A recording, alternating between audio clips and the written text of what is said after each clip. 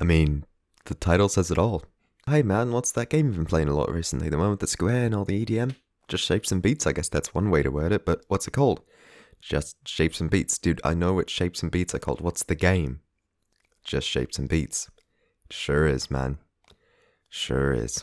Just Shapes and Beats is a rhythm game in name alone. It's not like you press buttons to the beat. It's more of a bullet hell with certain rhythm game elements, mostly in the presentation. Think about other bullet hells like Enter the Gungeon, Ikaruga, hell even Cuphead. They're presented as levels contextualized around their setting. Just Shapes and Beats does the same thing, but the setting isn't a location like a mine, a space battle, or a vegetable garden. Instead, it's a song.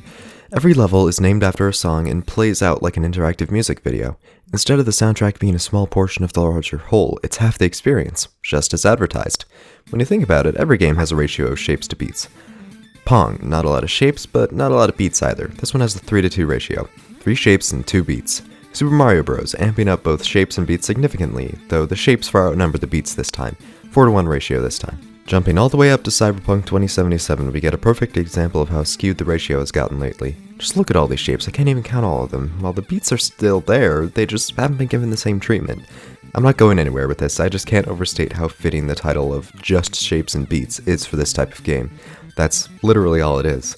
However, in this case, the whole is greater than the sum of its parts. Berserk Studios has created something more than just shapes and beats, with only shapes and beats. And by that I mean a story. Yeah, story in a rhythm game. Not only that, but a story about, say it with me now, just shapes and beats. Granted, it isn't a tale for the ages or anything, but it has some surprisingly weighty story beats. But I swear I didn't write that one, it just slipped out.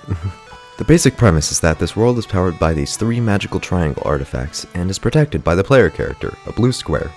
The blue square has a bigger friend, aptly named Bigger Square, who the player helps with some smaller triangle artifacts. They come across a sleeping gray plant thing, and barely a minute in, we already have our first twist.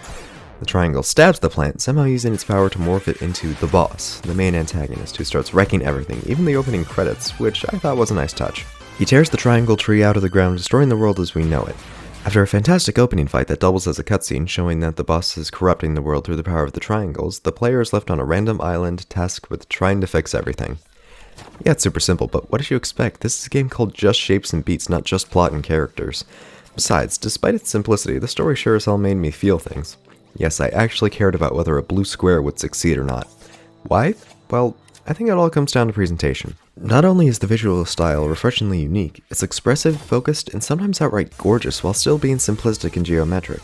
That simplicity makes the story a lot easier to digest since you don't have to put in a lot of mental energy to comprehend what's going on and how you should feel about it. What's even there to get confused about? It's a game about a blue square saving the world. It's not exactly Shakespeare, and in my book that's a good thing. As the man once said, brevity is the soul of wit, and what could be more brief than the total lack of words? With no writing, dialogue, or even names to hamper your enjoyment or comprehension, all that's left is shapes and beats, which are the 2 things that this game does better than any other.